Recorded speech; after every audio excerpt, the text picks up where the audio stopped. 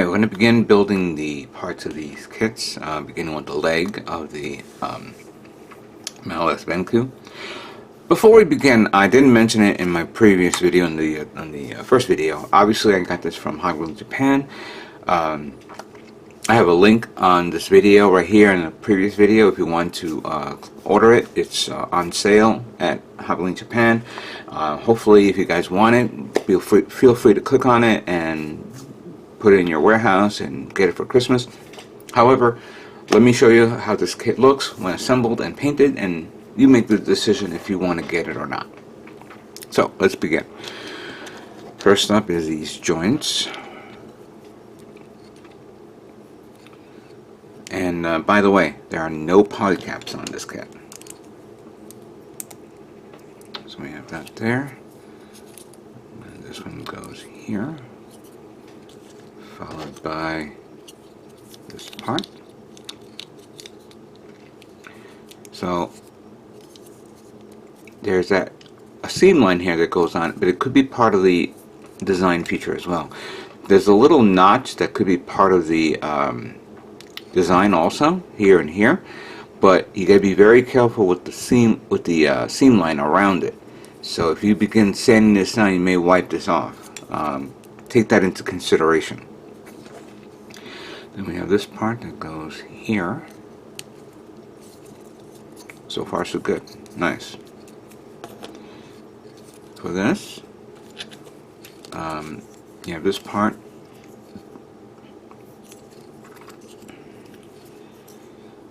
Put this here. This has to go all the way in.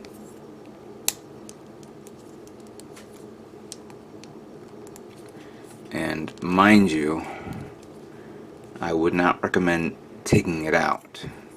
We'll discuss that later on. And this one goes through here. Now this is cool because the seam line is part of the feature here, so you don't have to worry about it. This may be my first roadblock if I want to take it out to paint it, because it's going to be a hard time to remove it. So I think this will be masked off and painted separately. Alright, now we have these parts here.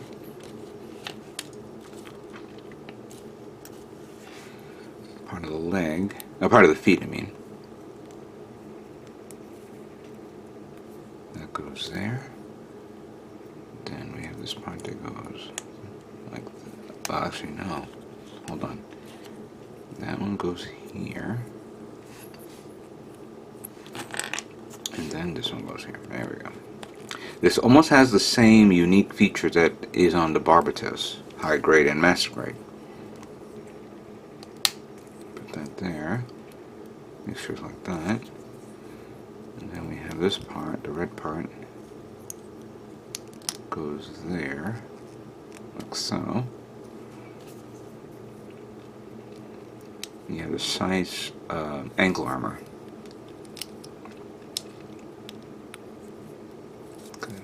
There. And this one goes here. Good. And then I'm going to do this. I believe it's that way, right? No, the other way. Actually, I was right the first time. Gotta turn it like that.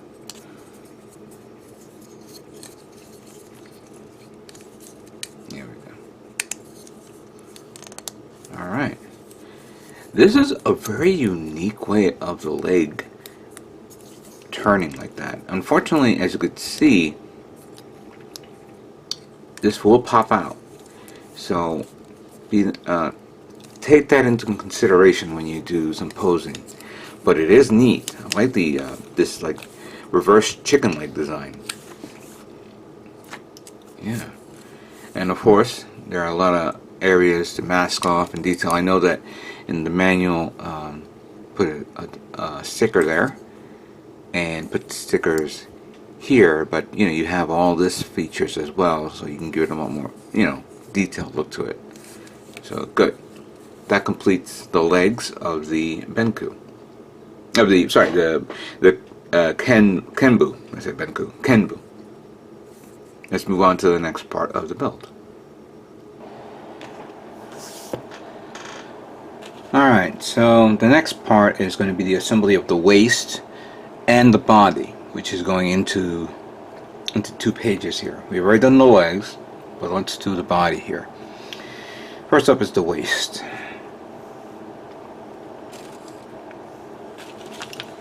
We have this part here. Some parts need to be sanded down, like this one here, but that I'll take care of later on.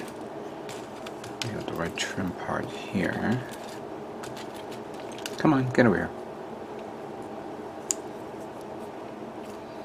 So I see some parts here that needs to be sanded down. We'll get to those soon. Then we need this and this. This is the clever part of the assembly, where the actual waist, this is the waist unit, and we have the connector to the legs here. Again, no poly caps, so it's surprising to see something like that. So that's there. Then we have this and this. I believe that goes there. This goes here. In the manual instructions, you have to mask this. You have to mask all this. Well, a sticker goes here, but clearly we won't have to mask that, so we can paint that the next color. And then we have this. I did sand it down a bit, but it needs a little bit more sanding. So that goes there. And that goes there. That makes up the back skirt. No front skirts or side skirts. But that completes the waist. Now, we have these little parts here. When I looked at it, it looked like something out of like motorcycle handrails. And there is a sticker. It's right here. I believe it's this one.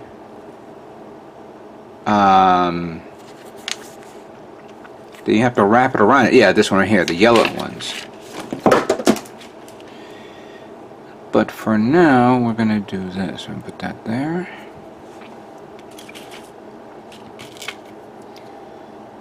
And yeah, that goes there.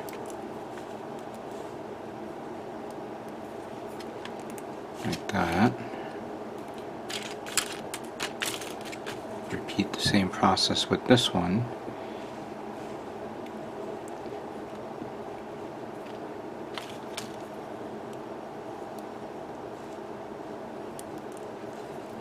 So that goes like that. And then we have these parts. That one goes there. And this one goes here. So they look like this. And for that, you just take this guy here, take this part, put that in like that, flip it over, and you put these here.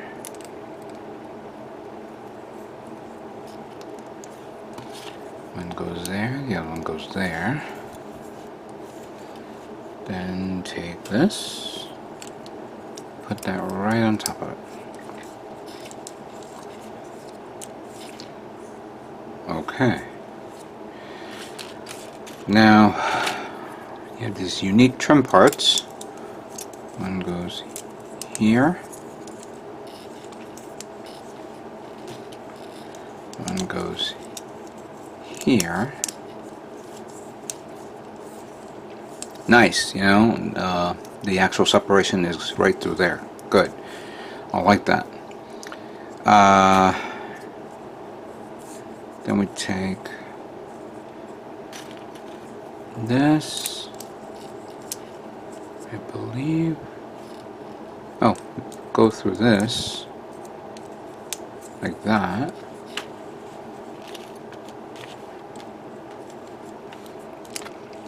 that. Okay. There are these two side parts here.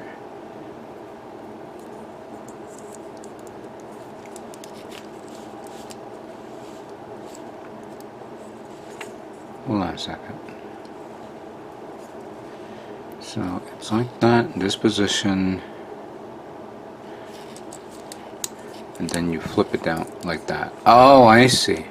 I was wondering what the yellow parts was in the instructions, and I didn't realize that these parts are supposed to be yellow. Okay. Okay, now I understand.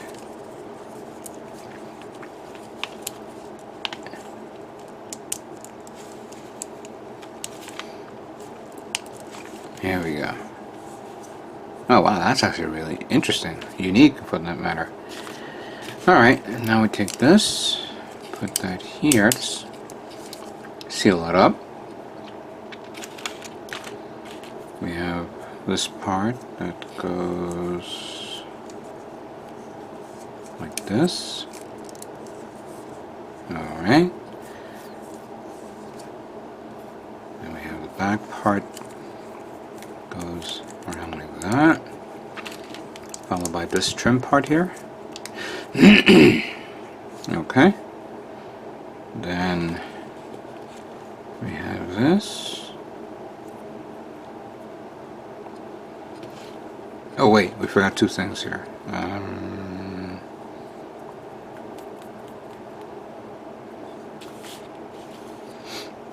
Hello, did I miss something? Hold on. Oh yeah, that's later.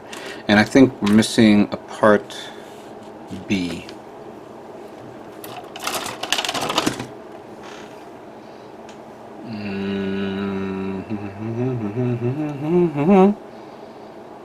B6.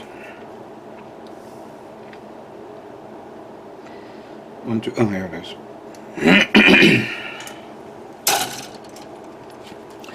I'll clean it up in a moment.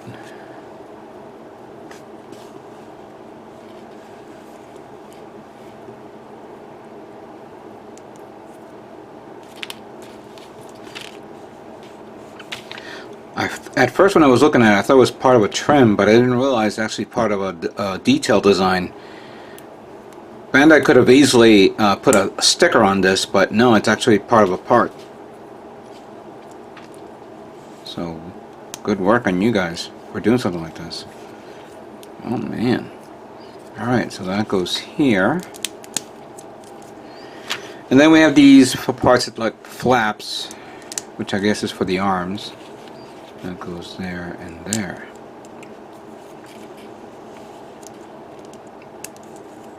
There we go. So far the waist and torso are done. I'm not going to put it together, I'll do that later.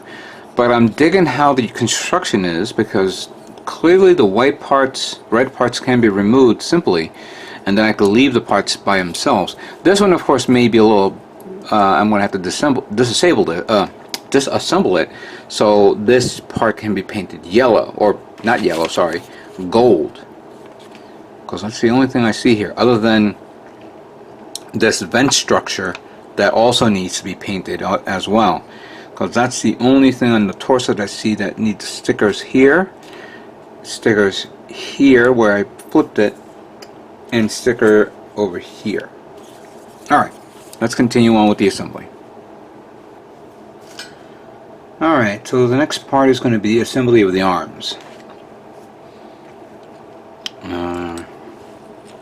First up, we'll take this arm right here, and this joint goes right here, like so. And we have a detail part here, which I'm a bit surprised when I was looking at it. Let me just put it on so you guys can see it. There's a gap there. There's no cover, just a gap. And you don't flip it up and down, so all the details on this side and not the other. Now I do like how this is integrated to this, but once you put this on together, there's the separation seam line right there. So one of two ways: you can either glue this and try to sand this down. Obviously you're going to be careful with this, or get a scribing tool and scribe a line in there to match this, which I am going to attempt soon. This also has to be the same for this as well, because it's on the other side, and that's where this sticker comes into play, because it goes right over it. It actually covers that up, but you know, you don't want to use a sticker, so you're going to need to make a seam line there to make it look good. Now we have these two parts. Put that there, and then this red part that goes here. We have this, and this goes like that. And then you put that here, you put that here, and you put this like that here. Actually, the other way around. There we go. Actually, this one does not belong here.